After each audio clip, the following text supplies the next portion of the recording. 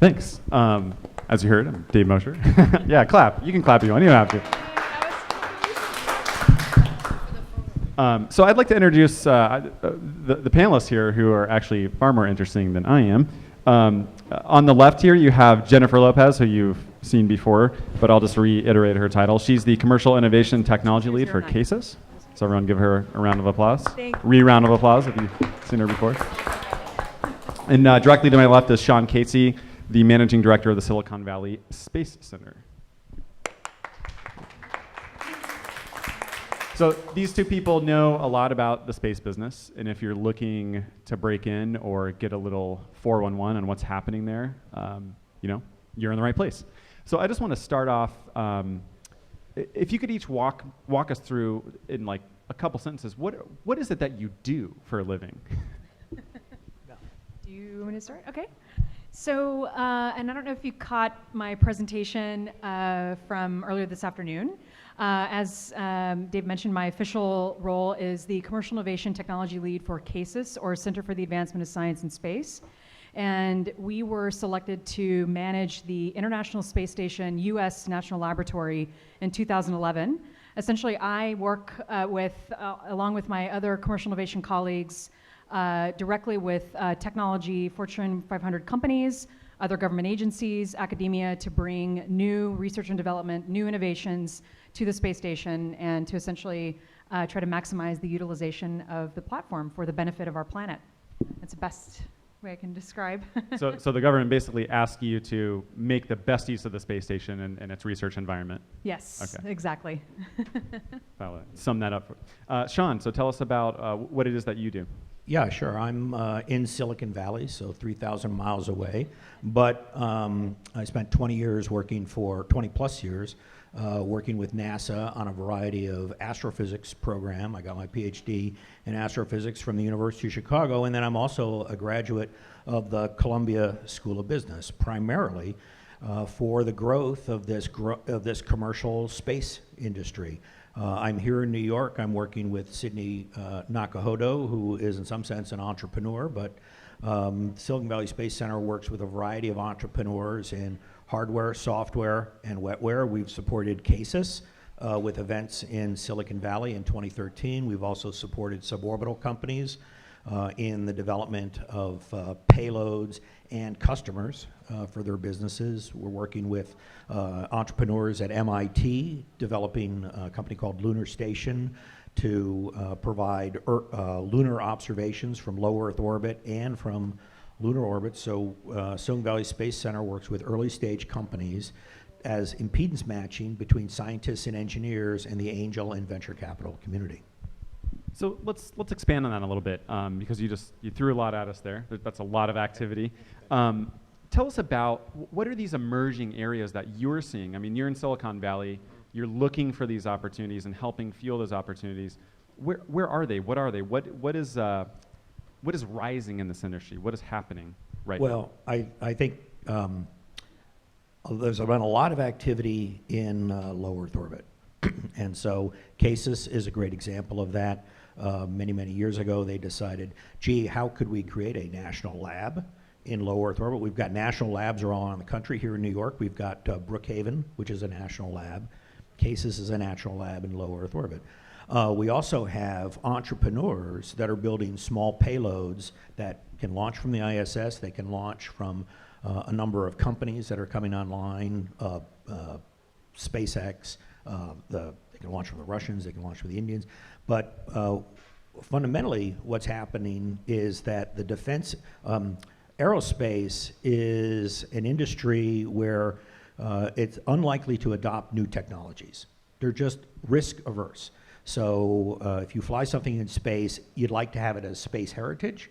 And that means there are a lot of technologies which, perhaps sit in my pocket here, my cell phone, where an aerospace company would say, well, we've never really flown that in space. So, but any industry, any segment that has lack of innovation is ripe for disruption by entrepreneurs.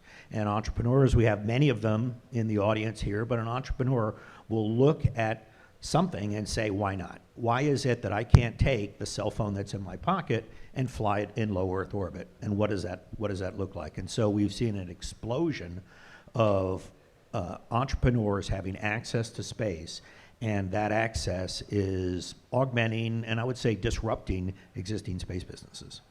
Yeah, and you brought some fun charts. I want to look at those in just a second, but kick the question to Jennifer. I mean, what are those sort of risky areas that everyone, the big dogs, the long-term huge companies have been avoiding? What are those opportunity spaces, those risk areas in your mind? I would tie that back to the work that we're doing, at least on the commercial innovation side, because we're interfacing pretty closely with a lot of the Fortune 500 companies that traditionally have never worked in space. And so the inherently, the approach is, to be, to tackle it with some trepidation and of course curiosity, but there's, because there hasn't been any prior work, or at least research and development in low Earth orbit, it's a lot of education and a lot of awareness, really trying to show the business case or the use case of why it's significant to at least attempt to try to do something in low Earth orbit, and how we can translate that back to their businesses, or how to translate that back to what's already happening on the ground. I mean, a lot of these companies are already spending billions of dollars on R&D anyway. And so really trying to show them that comparison, that, how can we take what they're already spending and portion some of that for microgravity research, or portion some of that for work in low Earth orbit, but to really translate that back to, what is the output, or what could the impact potentially look like for them on the ground. And of course, so that's at least on the big dog, the big Fortune 500 side. And then, of course, because of what Sean was just talking about in terms of access, that's also really driving a lot of the small to medium-sized enterprises to really show, okay, and organizations like ours that can provide the gateway to get more opportunities. Of course, there's other things associated with that, with timing, launch factors, or a lot of variables associated with that. But all of these things are getting better, and they're moving at least in the right direction. But hopefully that answers a portion of that. Yeah, and I would also say it's getting much cheaper to get up there and do things as well with the coming commercial providers, and they're increasing reliability. Would you also agree with that statement? Oh yeah, this is a race to when we were flying the NASA's space shuttle, the cost of was $10,000 per kilogram on the shuttle. Today with SpaceX, it's about $2,000 per kilogram. And so you've got orders of magnitude. You've seen a factor of 10 reduction in the cost of access to space, and that has still more to go in coming down, because we have a wide variety of other launch providers. The four billionaires for Elon Musk, Branson, Bezos are all focused on one issue, and that's reusability. And reusability, I just flew out, I flew out from California, boy, are my arms tired. But that being said, the plane I flew out on is reusable, right? Nobody grinds the plane up and throws it away after it's on a coast-to-coast flight. Likewise, with orbital flight, you need reusability, and that's what entrepreneurs are focused on. Yeah, it'd be unfortunate to throw a plane away after every use, right? Yeah, you wouldn't have a business model. You wouldn't have United. You wouldn't have an American. You wouldn't have all these airlines. So we see there's a lot of opportunity here. We have lowering costs. We have a lot of activity going on in low Earth orbit. How do people in this room, or people who are listening in, how do they get involved? How do they, for lack of a better term, hack into this industry? How do they become a part of it? What are these entry points? What are the opportunity spaces for that? Yeah, New Space is all about lowering the barrier to entry to space. And the way I'm a child of Apollo, so you'd sit on your couch and you'd watch astronauts walking on the moon. That's one level of space activity participation. But today, in the 21st century, it's really building and flying hardware. And you can do that at various different price points, at $1,000, at $10,000, at $100,000, at $1 million. And what's happened is that access to space has fallen within the typical tranches of funding associated with the venture capital industry. So I don't need $200 million to demonstrate something, or $1 billion. There's the Dr. Evil, only $1 billion. $1 billion.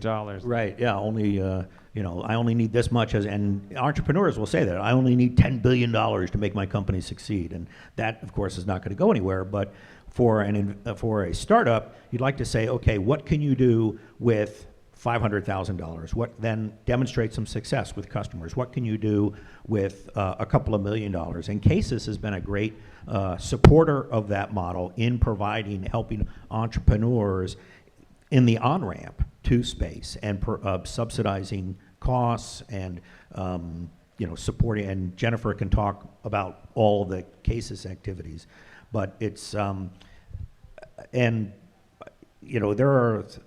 today for Space App, we have a whole wealth of satellite imaging data, which is coming down. And we both came back from Space 2.0, which was focused on the value of satellite imaging. We had an Earth Pixels session, and there's all this information, which is the raw images are fine, they're beautiful, but the question is, what decisions can you make based on that data? And we live in a world where there's all these economies of scale for AI, for deep learning, for big data analysis, and all of that technology can be applied to the satellite imaging sector. So just to interrupt real quick, and then I'd love to hear your answer to the previous question. It sounds like there's a lot of data. We're swimming in this data. The question is, what do we do with it? On the data side anyway. The hardware is another issue. So if I'm a farmer, I own a lot of farmland, maybe how can I most efficiently use that data to water my crops or see where it needs harvested, things like that. I guess if you could, both of you, just throw out a couple of examples, both on the hardware side. I'd love to know what are some really innovative things, or at least one innovative thing that you've seen that you just would like to throw out as an example of something that has really impressed you. Maybe it was sort of a grassroots thing or something that came out of left field that really just blew you away. What's an example of that? And on the data side, what are some really creative applications you've seen or reviewed lately? Does it have to be related to data in terms of the hardware? No, it doesn't. Okay. Just the whole industry. Let's just pull back to that. Because I have a lot of examples in terms of hardware, but not necessarily. Well, there's also examples in relation to remote sensing or aerospace tech dev. But because when you were talking about the Space 2.0 conference, I was talking about in-space manufacturing. I was on a panel yesterday about that. And that whole industry is just exploded, tremendously. And to see how even startups, began with, tech demonstrations, experimentation, and that has then led to, fully, formed a revenue-generating business.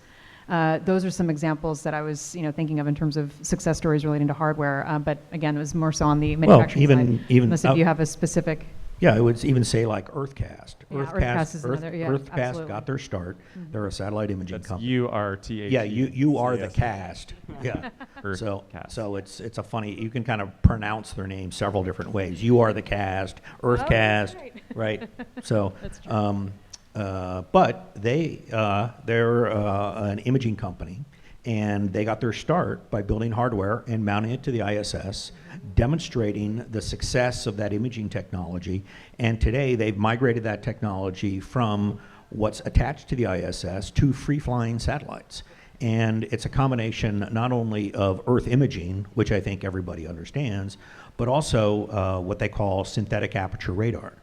And there are a whole host of technologies that NASA has developed, that people have flown in space, which really haven't had their opportunity for prime time. They haven't fully become commercial technologies because I would say NASA's been interested on building the case for space. So that technologies have flown on the shuttle, technologies have flown on the ISS, but what usually happens is if you're a technologist, you'll get your time to fly in space, and then you're like, wow, this was really great. We had a great experience. We're ready for the next stage. And what will happen for the entrepreneur, the technologist, is they'll say, that's great, but you got to now get in the back of the line. And there's a huge line of people that want to fly stuff in space. So I think NASA's done a great job of building the demand for space. And we saw that at the Space 2.0 where people are like, I used to fly stuff 30 years ago. And we demonstrated the best crystals ever, and we never got a chance to fly again. Yes, Why that's true. And so now is the opportunity to take those technologies. Earth observations is not new. We've been doing this for 50 years, but it's the price point has come down, and we've opened the floodgates for a wide variety of companies to fly new technologies in space, get their data, and make it available. And the key is turning the crank to monetize that data. How I have the images, what do those images mean? And I think the slides I have sort of speak to a little bit about that. While those are pulled up, show of hands, who has seen the video footage from Earthcast? You know, where it pans over a site and the buildings sort of move. If you haven't seen this yet, you need to. It's really incredible. There was an instance where they took a video of a North Korean palace, and you could see the shadows of the guards walking around the monument. So I guess this is my way of saying the other thing that has happened in the intervening years, even though it's not new per se, remote sensing, is that the technology has gotten so much better and more compact, Absolutely. and that's just.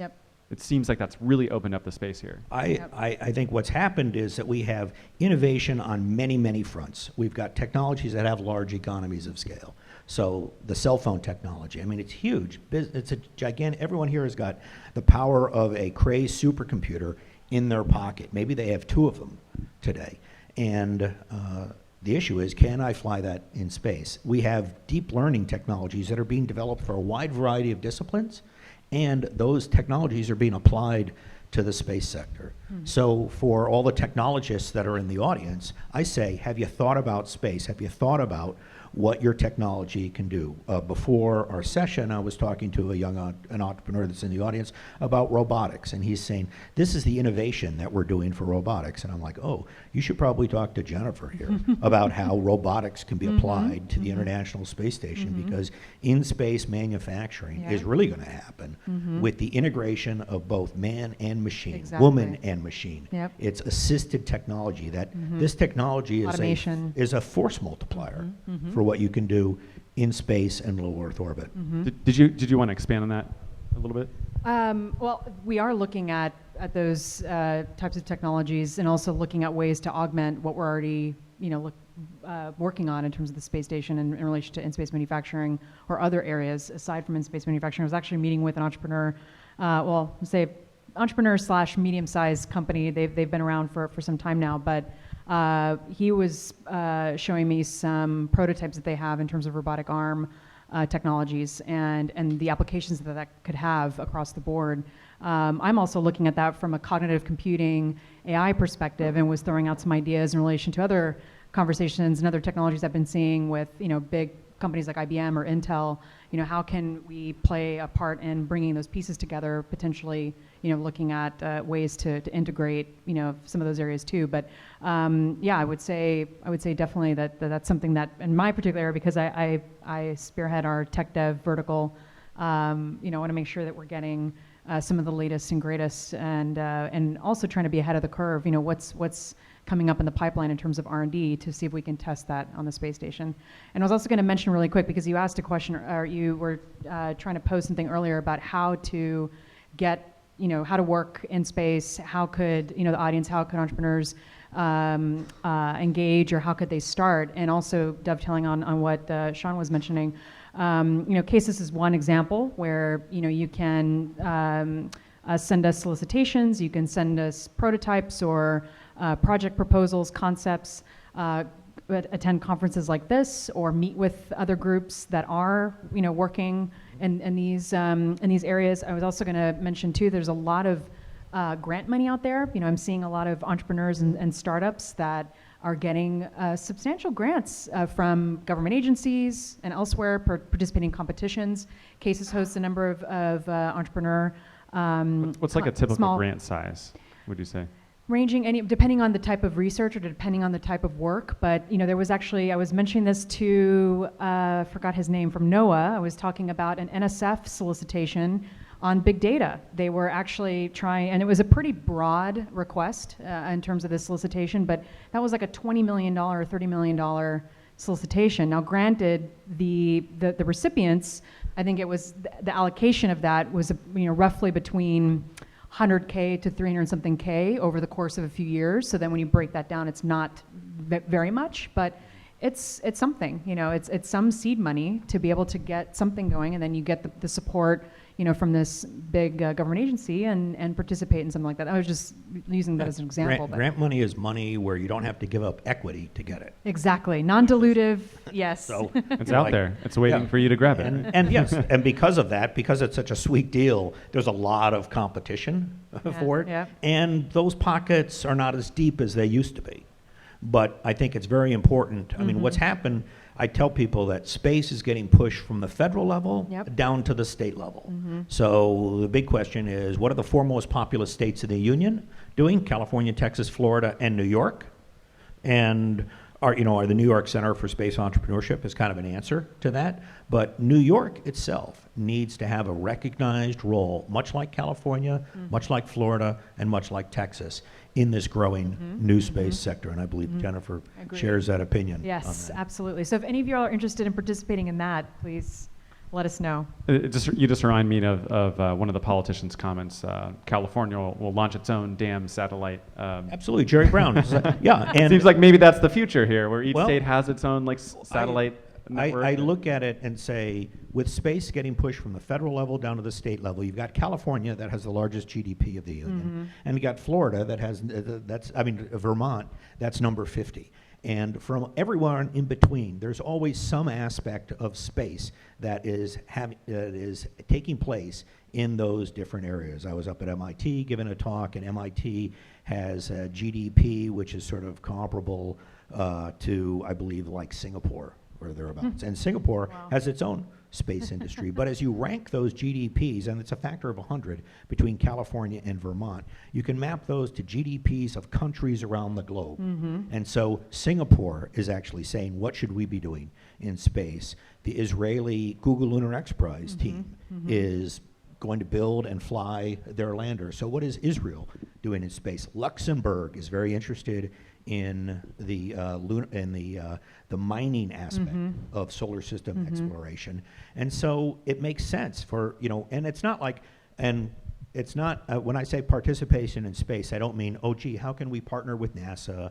How can we do that? I mean, what is it that you individually as a state is doing? And so Jerry Brown, when he said we'll launch our own satellites, you're like, yes, that's very possible, because a company like Planet Labs, which has this large constellation, that they pulled in about $200 million of investment. There are a lot of entities, and big Fortune 500 companies are some of those that can say, I've got $50, $100 million around. What is it that I want to do in space?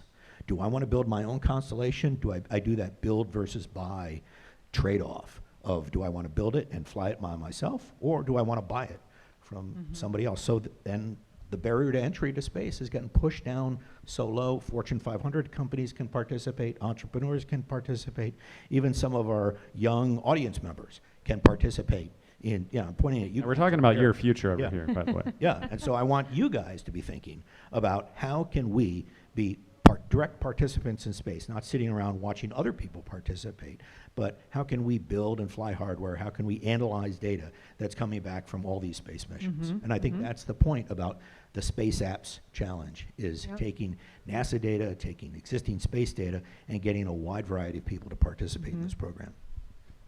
Did you want to add anything? I have another question to ask both of you. But. No, I agree with everything he said wholeheartedly. Jennifer and I were like traveling around. We run into each other, Yes. and we're like in violent agreement circuit. about everything. This is not a contentious family. And what he was saying, I mean, like you're talking about with this particular conference, this is where ideas potentially for new companies are born. And so, yeah, the more that you can participate in events like this and network and try to find out what else is out there in terms of other organizations, absolutely. So I want to get to this chart here because it's been teasing us for a while. This is the look at business, and there are a couple charts here, right? So yeah. This is one chart that I present because I think a rising tide raises all boats. And the point about this chart is to say, you are here. There we are at the end of 2016. This is the amount of money that's been involved in venture capital in the U.S. So the rule is a third of venture capital is in California, a third is around the rest of the country, and another third is around the globe. So this represents, let's say, 2/3 of global venture capital investment. There, of course, you see the big spike, which was the internet bubble. Everyone's got a pets.com sock puppet, I think, left over from that whole experience. But the numbers that we're seeing in 2014, 2015, and 2016 are high watermarks that we haven't seen since 1999. So as Prince said, party like it's 1999. There's no better time to do a startup than today because the dollars are out there. You can see that the aftermath of the internet bubble is a low point. Also 2008, the economic meltdown that everyone in New York was very, very familiar with, anyone that worked at Lehman Brothers. Anyway, but today, things are good. So the environment for startups is good. Let's go to the next slide here. And some of those startups are companies like these. These are the founder of Planet Labs, and they've built a very large, and there's Steve Jurvetson in the back, who is recognized as a thought leader that met the founders when they were flying a rocket at BlackRock, and they said, hey, we've got this vision, and that vision was actually Pete Wharton's vision for flying a constellation of small satellites that Pete Wharton, working at DARPA, developed in the mid-90s. And he has a number of articles that say this is what the Air Force should be thinking about. And what's happened is that technology has caught up to Pete Wharton's vision. And the small satellites that you see there, developed by Planet, are an example of disruptive technologies flowing into a new industry. And this is the founder of Planet Labs. That's going on. And there's the CubeSat. So this picture is to give you an intention of a size. I used to say, oh, it's as big as a bread box. And people are like, what's a bread box? But it's like a loaf of bread these days, a standard loaf of bread. I mean, your grandmother knew what a bread box was, but you guys probably know what a loaf of bread is. So, and like Wonder Bread, not like fancy Whole Foods kind of bread. But let's go to the next slide here. And what do those, just real quick, what do those loaves of bread do that are covered in solar panels there? That's a camera. So here we're on video. All you have is an imaging system and an electronic detector on the back end. And each one of those satellites is its own camera and detector and communication system and processor. So it has the front of it opens up, light shines in, it shines on an electronic detector, much like your cell phone, except instead of having a tiny optic on the back end, it actually has a much larger telescopic lens. And then it takes that data and sends it down to the ground. Well, the founders of Planet Labs have been joined by a whole host of other companies, some of which are satellite imaging companies. Some of them are companies like Spire, which are focused on communications, and they're actually doing an interesting measurement, which is GPS occultations, which is I have a satellite in low Earth orbit, and I can measure the signal from GPS satellites that are at a much higher orbit, but I can measure the attenuation of those satellite signals through the Earth's atmosphere. And from that, I can deduce parameters of the Earth's atmosphere. I can deduce the temperature and the pressure and the humidity and a number of others. And so I can get a handle on the Earth's weather systems. And what Spire is doing has been demonstrated by researchers at JPL, but it's never been done at the magnitude that Spire is doing it today. There are other companies that are in that same area, like Planet IQ, and there are a whole host of satellite data companies that are shown here.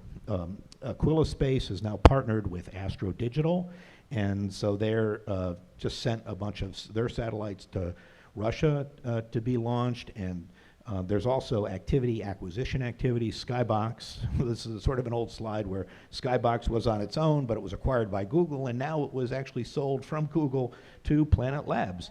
So Black Sky Global, there are companies that are getting funding, and that level of funding is, starts at several millions of dollars and can go up to hundreds of millions of dollars.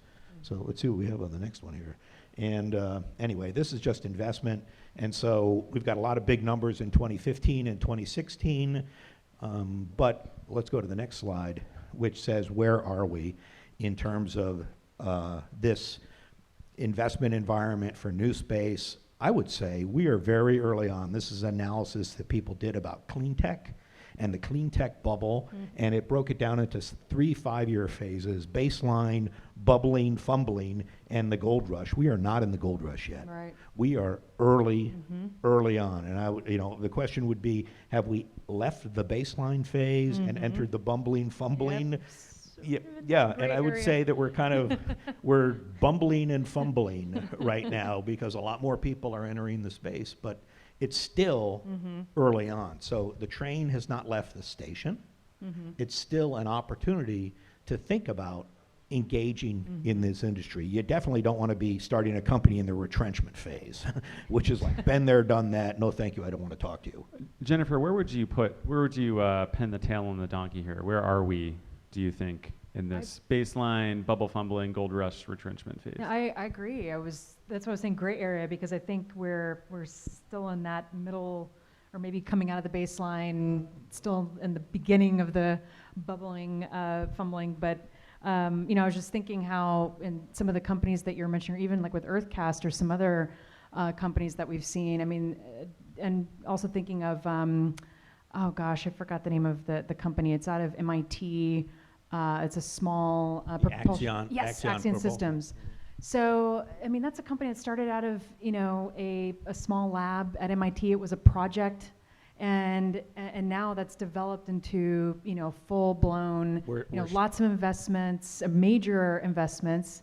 I mean, and these are, like you guys can start, I'm using it as an example to say it, the field is open based on what Sean was also talking about. And Axion was an example of monies going into technology companies that support the industry, as opposed to companies that are vertically integrated. They're like, oh, this is a very compelling technology. We think it's going to disrupt the small satellite industry, so it's attractive to investors. And who knows? It could be bought up by SpaceX. It could be bought up by Earthcast. Exactly, and we're talking about propulsion systems that are miniaturized, very small.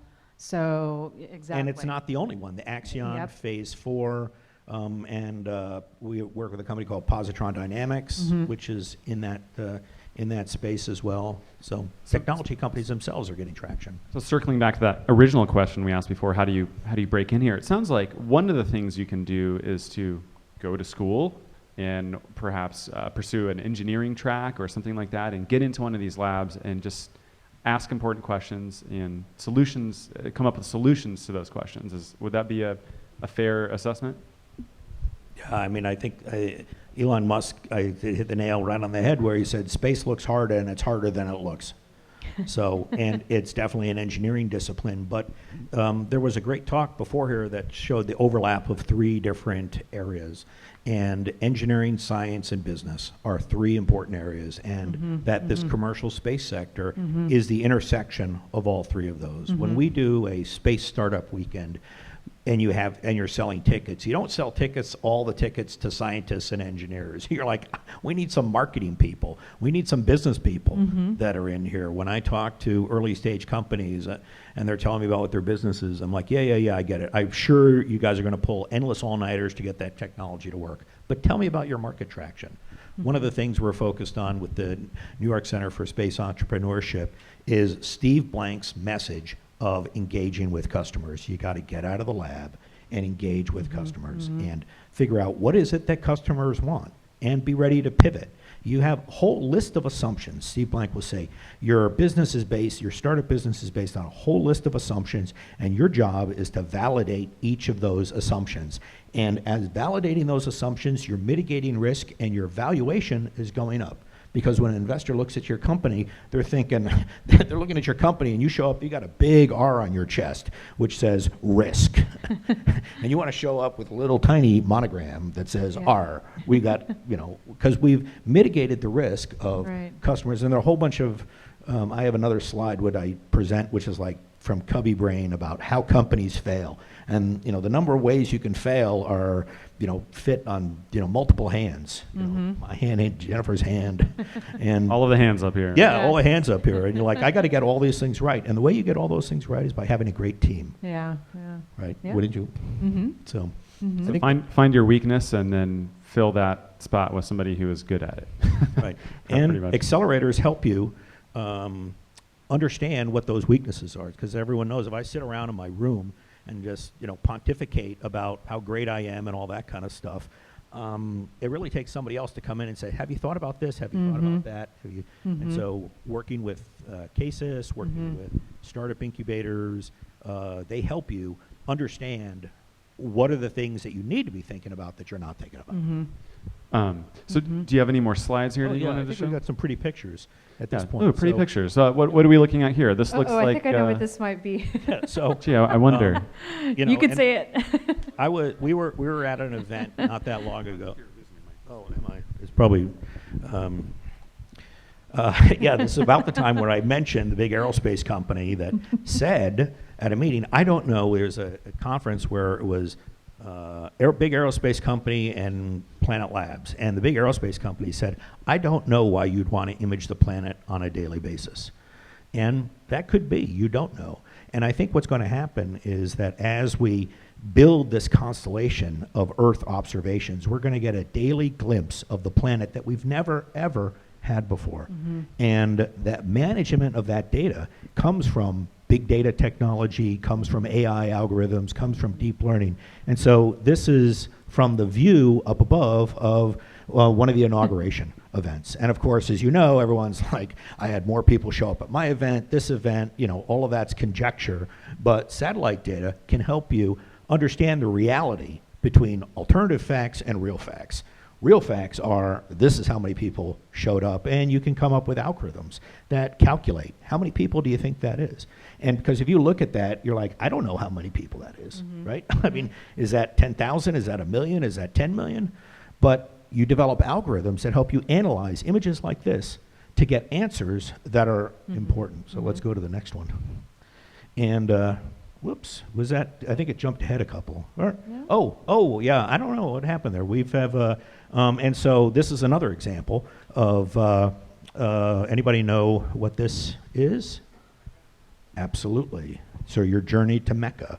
And this, if you wanted to know how many people show up at Mecca, here you go. And what I thought was interesting about this is that here are all these walls that are built around a structure to, keep people out. But from the vantage point of the third dimension, we live in 2 dimensions here on the surface of the Earth, but from the vantage point of the third dimension, we can get a glimpse inside of things that otherwise we cannot see. And so, yes, this is Mecca, and I don't know what time of year it is, but you can actually see, based on the other analysis, how many people do you have in there. So let's go to our next slide. So I grabbed this off the internet, and so it's kind of a pixelized version, but maybe everyone can guess what this thing is. What do you think it is? I believe it's the Hudson Yards. Yeah, exactly. It's a train yard. And so trains, of course, are important for commerce. And so you can go and you can take this satellite image and you can say, how many cars are there today? How many cars were there yesterday? How many cars are there going to be tomorrow? So that you can do not just an assessment of how busy the train yard is, but make some other assessment about what are the economic parameters associated with this train yard. How much cargo is coming in and out, and where is it going? So let's do the next one, which is a deep dive. And this one, I like this. This is interesting. Again, what payload do people think this might be? Right. So here you are in a car. Coal was the answer, right? Yeah. Yes. And the answer is, what is coal? And so here you can actually say, if I have a coal burning plant, how much coal is actually coming in to that plant? How much coal is an economy using? And rather than relying on numbers that are reported by the government, you can actually do a deep dive into this economy and say, exactly how much coal is actually being burned? Does this have an implication for carbon trading? Does it have an implication for fintech? Let's go to the next slide. So, and this is a great one, because another guess is what this might be. Anyone? Anyone in the audience? Guess. Going once? Oil is This is an oil field in China. And so the question was, is China stockpiling oil? And Space is a company that came up with a parameter which is listed on Bloomberg, which says, here's what we think the reservoir of oil is in China. And so China may say, yes, this is what we're stockpiling. But actually, I think it was Reagan that said verify, verify, verify. With satellite imaging data, you get a glimpse into what is actually happening in these economies. And so not only is it transparent economies, like the coal-fired plant will say, well, here's how much coal we're burning, but in economies that you do not have transparency, and that could be any number of countries around the globe, with satellite imaging, you can use algorithms, because what happens here is the shadow, those oil tanks have a floating lid. Depending on how much oil they have in them, the lid goes up and down. So you can actually calculate how much oil is in those individual tanks, and you can see from picture to picture the shadow cast by the lid, the edge of the tank is different on the top of the lid. So apparently those are lids that have different oil levels. And sort of like pushing in a doorbell or something. Right. Where you're depressing them. You press it in and you can, but that doesn't come, that doesn't come from this image. That comes from my saying, hey, do you notice the shadows are different on that? And then how do I calculate that? And I could do it by eye. I could take my young students over here and say, look, I want you guys to calculate the height of those shadows and, just do it from the image and, with a ruler or something. But I could also, if these kids are smart like I think they are, they could say, oh, let me put that into a machine learning algorithm, and then the machine itself will calculate all that and then turn out a number in the end. So, and let's go to it. Let's see what our last slide is on this. Oh, and another example of that. And this, I thought this was a bridge to nowhere. A bridge to nowhere, but it talks about construction. And so in economies where they're saying we're spending this amount of money on infrastructure development, you can take what they actually say on what they're spending on infrastructure development versus what you actually see in terms of infrastructure development. And of course, you can also use it to gauge the expansion of cities in individual locations around the globe based on the development, highway development, based on urban lights and so forth. And I think I've got one slide at the end just to wrap this thing up of just a plug for all the different opportunities there are to engage in this new space sector. And what you'll find there is, a lot of entities, Houston, Massachusetts, but I would like to say here for New York Space Challenge, New York Space App Challenge, what's important is that New York itself, as a state, get engaged in this new space industry. Satellite imaging is a great way to get started, but there are a lot of other things that involve CASIS, that involve lunar programs. So, go ahead. No, I was just saying Mass Challenge is one of them too. It's one of our competitions. Yeah. And so, just looking at this, all of these companies and organizations that are trying to encourage this kind of business environment, I guess what would you say right now are, if you could just boil it down to one or two, maybe three, if it's that easy, what are the missed opportunities right now? Where are the spots? In that chart you showed earlier, where we're sort of this early phase, then forming the bubble, and then we get to this high investment gold rush. Like, where are the opportunities right now? Where are the things? Where are the places that nobody's really looking, but they should be looking? I think low Earth orbit, of course, with CASIS and all of the opportunities that are provided through the International Space Station. There's a huge tidal wave of data that's coming in the next couple of years from companies like Planet, from companies like EarthCast, from companies like AstroDigital. There are also, I was just speaking to a group from South Korea and their satellites, which all their data is publicly available. The Europeans are flying the Sentinel program. And I believe there are lots of opportunities to engage, not necessarily with new markets, but with established markets. And to look at what is it that this satellite imaging data is telling us about our own planet and about our own markets. So maybe, I guess, maybe if you can think of a way to so imagine. I guess part of this is about imagining all the data that's coming our way, and then thinking, what can I do with that, and coming up with solutions to sort of sell a company. Like maybe there's something that Starbucks could use and right. Satellite data, and you're the person that thinks of it. There's data fusion. There's the raw data, there's the calibration of the data, there's the data analysis, and then there's kind of data fusion. And data fusion is the integration of, let's say, satellite data with other market data that's out there. And maybe exactly. Social That's exactly networking what I was data. talking about on my presentation is data fusion opportunities, or at least trying to leverage multiple players and then integrating other aspects as well. So when I was talking about, on the cognitive or AI side, and you're talking about other opportunities in terms of algorithms. I mean, companies are coming up, with proprietary or IP just on that alone, licensing that, selling. I mean, there's just a wealth of opportunity, I think, involved. But the fused data sets, absolutely. I was just going to dovetail on what you're saying. I agree. And at this point, we're getting to this point where we're talking about all this data that's coming in, perhaps daily views of the entire Earth. We need to talk about advocacy too. We need to talk about opportunities in holding countries and companies and other entities accountable for what's going on the ground. It seems like that is also another opportunity space in my mind. Enforcing laws and treaties and things like that. Do you see any opportunities there? And I guess what are some of the organizations that might be doing that? Like if you're a hacker and you want to just maybe not go into business, but really try to help the planet or go after injustices. Like what are some of the things that you can do? Where are the companies or organizations that you can go to? And what physically or on your own time, what are some of the things that you can do to help? And I'm talking about things like perhaps illegal logging or I think all of that's coming, and there are companies that I'm familiar with that are looking at illegal fishing. So you actually, what is it? 75% of the planet is covered by water.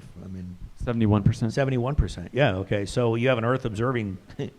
I deal order of magnitudes, right? 10, 100. So, but yeah, 71%. And so that in your Earth observing satellite, most of your data is, if you're taking pictures all the time, which companies don't, but you can look at our oceans and what is happening to our oceans. Illegal fishing is one of those. You can pick up the boats that are there that aren't supposed to be there. Probably also in terms of trafficking. I think one of the big issues of our time is with climate change, the infusion of carbon dioxide into the Earth's oceans, because the carbon dioxide is absorbed by the oceans heat up and they absorb carbon dioxide. The changing acidification of the oceans, the destruction of coral reefs. And I don't think that a lot of the environmental groups have really globbed on to the availability of the satellite data. And as you say, it's not only just our oceans, but our land masses.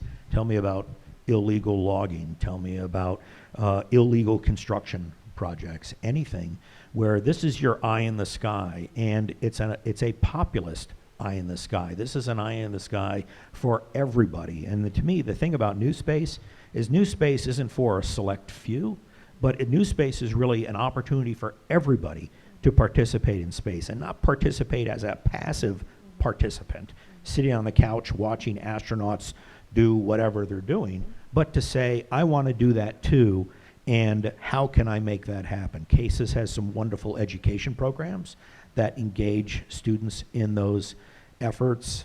You can find them in suborbital communities.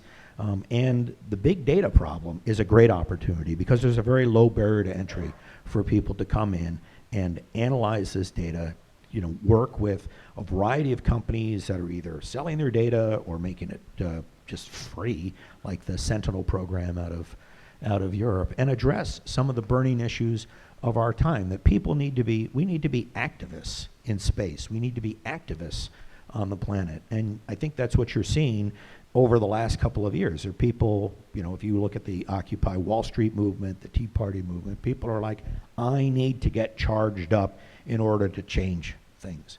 And you'd like to see some organization about how they're actually going to change things. I don't know if you wanted to add anything to that, Jennifer, about what Sean said here about being activists from space. What can we do? What can hackers do? People who are interested in the subject, how can they get involved and help? I would plug, to dovetail a little bit on that, plug, of course, CASES, because our mission is to leverage the space station for the benefit of our planet. So, you guys are all participating in an amazing event this weekend. There's participants around the world that are tackling exactly what you're talking about, to try to come up with solutions to problems, or to come up with new ideas and ways to tackle certain problems. And what can come from that is what you're describing in terms of, this philanthropic or, the activist piece. I've seen some concepts that have come out of prior Space Apps conferences over the past few years, and excellent concept or new ideas to approach that. So I would say, participate in conferences like this. CASIS is also an organization that supports that. There's also activity happening, if you're looking at like the United Nations, the UNICEF Innovation Lab. Those guys are working on a whole host of an amazing different data products and different solutions, and exactly what you're just describing in terms of, looking at ways to engage with students around the world, education, disease, looking at particular developing communities around the world and trying to tap into various countries. So they're also very active. So I would say if there's any interest there.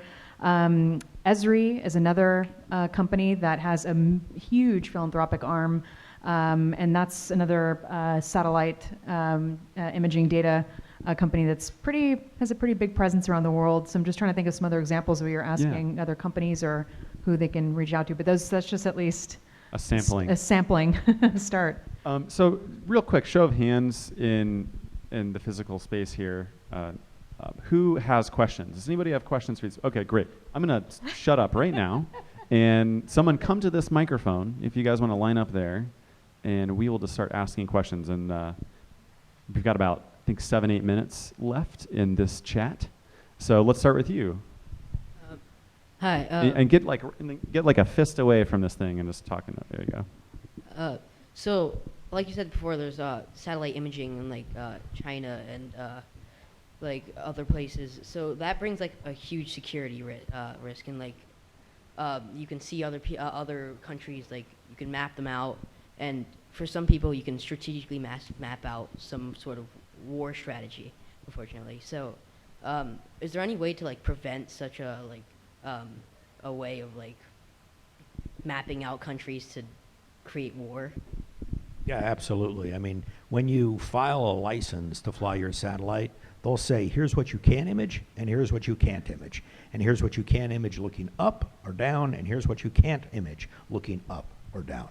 And so the federal government, the United States, which regulates U.S. payloads launched from U.S. carriers and from U.S. companies, they decide what are the things that we can and cannot image. Unfortunately, there are most parts of the globe that we can image. So if you ever go to Google Maps and you're like, hey, I'd like to do a tour of the White House, and you zoom in at the roof of the White House, you'll find out that the roof of the White House is all blanked out. You can't use Google Maps to figure out, okay, where are the gun turrets on the top of the White House or something like that, right? Or if you want to take a stroll through North Korea, Well, That's exactly what I was thinking. you actually can. I have actually taken a stroll through Google Maps on North Korea. To a certain extent, maybe you're. Yeah, I don't, however, but, you'd be surprised at how much of the globe you actually can see. And this is all under ITAR, I believe. ITAR regulation. Yeah, there's a whole bunch of regulations. So it's a really fun body of rules. Yeah. And I think we're getting the signal to kind of move up to other questions. But yeah, I would say there are a lot of things that you can see and very few things that you can't see. Yeah, hi. On your topic of opportunity, I was actually thinking about it and how, as you said, federal to state, and to Fortune 500 companies, et cetera, et cetera. So I was thinking where money and where vision occurs, that's where opportunity develops, especially in fields of space. So you need both the money part and you need to have the vision that all companies, entrepreneurs, as you said, Jeff Bezos, and Elon Musk, et cetera, et cetera.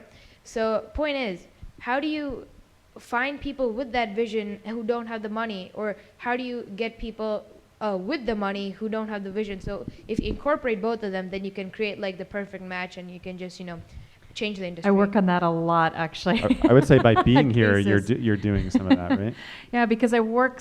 Which, by the way, are you looking for work, or can we hire you? I mean, I'll take very anything. well-spoken young man. Right Yes. This is a guy that's got vision. Yes, That's you looking for get money. it. I can tell you. Just what you described, I have to explain that to other people that don't. It's so simple. But anyway, on the commercial innovation side, I was mentioning before that we interface with Fortune 500 companies every day. And then what I also do is I meet with small to medium-sized enterprises, entrepreneurs that might not have capital, but they have an incredible technology or some concept or some prototype that I know that a Fortune 500 company would be interested in potentially looking at.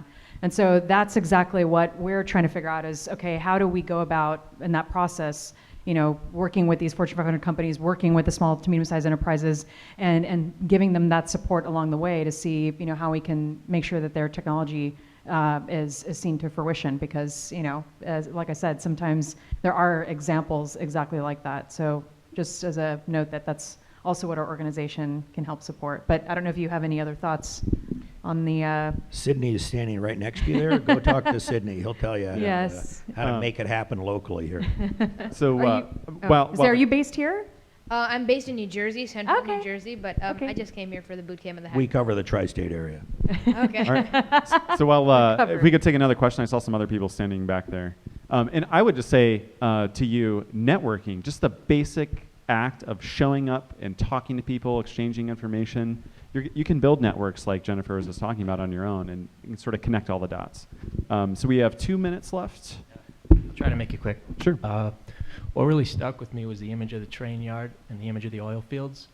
And what I took from that was basically holding companies, organizations, and even just data accountable in a way. And I was wondering, if I had plans to apply to a space accelerator like the ones you had on the screen earlier. Is that monetizable? Is that something that an accelerator would be interested in taking in a company to try to tackle? Oh yeah, I mean I believe there's so much data out there that everyone hasn't really thought about how to monetize all of that data. And any company that says, and the Space App Challenge is like, hey, I showed up at the Space App Challenge, I learned about the data, I came up with these models, I understand this is where it's applicable to customers. Help me build my company. An accelerator, an incubator will help you build your company and add all of the other pieces that are required to make a company function. And yeah, you could do that on your own, but hopefully an accelerator is that. It's acceleration. It helps you get through that process faster. All right, and this will be the last question. So a while ago, you showed on the slides a diagram with like baseline and then bubbling, fumbling, gold rush on. So right now, according to your predictions, we're at the start of the bubbling, fumbling stage. So how far do you think the bubbling, fumbling stage will go until we get to the gold rush? It's hard to know what that scale is, but the thermal time constant for that is probably about 5 years or so. So this stuff is going to happen, and it's happening now. And as an entrepreneur, your job is to get done what you want to do as quickly as possible. There is no time like the present. So you gotta kind of hustle to make that happen. And right now I've seen the last couple of years we've got more Fortune 500 companies that are showing up that are saying, I'm interested in space. So I'm getting the X sign here. But. Well, I would just add, I also see, because, we operate in low Earth orbit with the space station, but for me to be able to say 5-10 years from now, that we were able to help, with this expanding economy in low Earth orbit and beyond, that's, at least when I think, that we're starting to see more examples like Planet, more examples like some of these companies that are able to get to a certain level, however you want to say in terms of success, not necessarily looking at it from an IPO perspective, but just revenue generating, sustainable businesses and across industries. That to me is, to be able to say, we were able to look at not just remote sensing, but manufacturing in space, life sciences in space. We're tackling drug development, new product development, R&D on the life sciences, biotech, pharma front, materials, physical sciences, and other areas as well. The more that we see those expanding, that to me is when I think that we're going to be more into the gold rush-ish sort of phase, unless if you have a... Space is the economy for the 21st century. Yes, that's a great way to end this. Thank you. All right, thank you for joining. If you're digital, we appreciate it. Thank you. Thank you.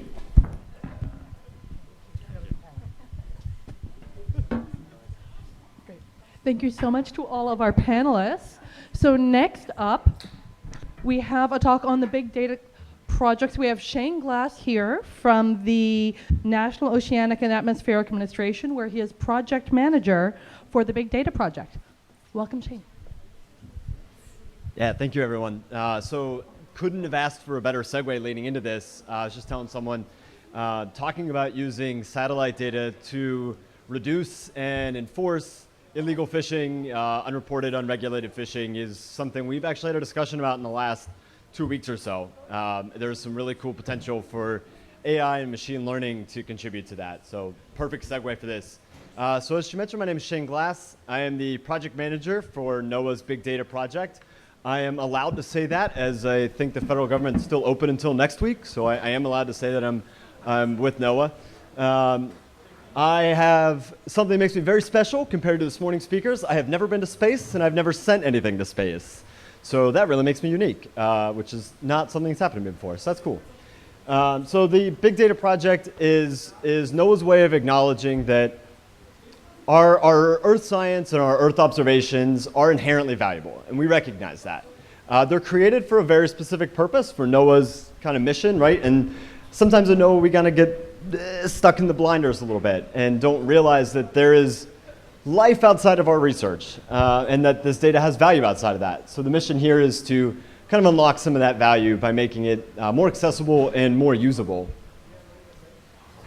So what we have here is kind of the puzzle that we call the Big Data Project. It is this really complex, messy business kind of space that we get into. So the top left there, obviously we have NOAA. NOAA brings their data expertise and the stewardship to the data.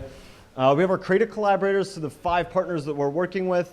That's a cooperative research and development agreement. So that's Amazon Web Services, Microsoft's Azure, Google Cloud Platform, IBM, and a nonprofit from the University of Chicago, the Open Commons Consortium. We have the end user down there in the bottom left, and that's the person that is probably sitting in this room today. And that's the person that, in my opinion, has to go through too many steps to get to NOAA's data. If you've ever tried to use NOAA's data, you better know what you're looking for, or else you're going to have a hard time using it. And in my opinion, that's wrong, and that's not optimal. So let's get to a better place with that. You have to know which FTP site to go to, which data portal to go to.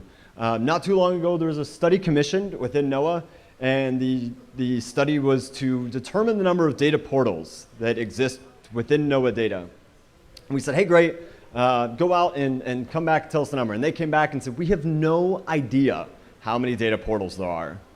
We said, yeah, we know. That's kind of why we asked you to figure it out. They said, no, you don't understand. There's so many, and they're so hard to find, that we really can't tell you how many there are.